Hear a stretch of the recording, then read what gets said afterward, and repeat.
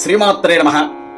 శ్రావణ మాసంలో మంగళగౌరి వ్రతాన్ని, అదేవిధంగా వరలక్ష్మి వ్రతాన్ని ఎవరు ఆచరించాలి, ఏ విధంగా ఆచరించవచ్చు అని కొందరు సందేహం అడిగారు. శ్రావణ మంగళవారం నాడు మంగళగౌరి వ్రతాన్ని ఆచరిస్తారు.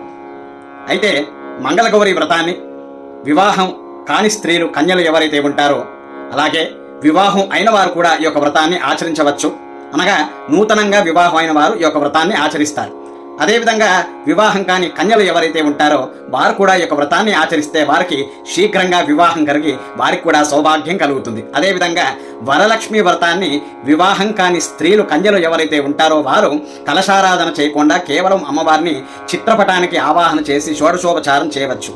అదేవిధంగా వివాహం అయిన స్త్రీలు వారు కలశస్థాపన చేసి అందులో అమ్మవారిని ఆవాహన చేసుకొని ఆ యొక్క నోముని నోచుకోవచ్చు. ఇదే విధంగా ఎవరైతే మంగళగౌరి వ్రతాన్ని, అలాగే వరలక్ష్మి వ్రతాన్ని ఎలా ఆచరించాలి, ఏ విధంగా ఆచరించాలి అనే విషయాన్ని తెలుసుకున్నారు కదా. తద్వారా అమ్మవారిని శ్రద్ధాభక్తులతో ఎవరైతే ఆరాధిస్తారో వారికి అంతా కూడా శుభం జరిగి అమ్మవారి యొక్క అనుగ్రహం ప్రాప్తిస్తుంది. ఓం సర్వమంగళ మాంగళ్యే శివే సర్వార్థ సాధికే శరణ్యే త్రయంబికే దేవి నారాయణి నమోస్తుతే. శ్రీమాత్రే నమః.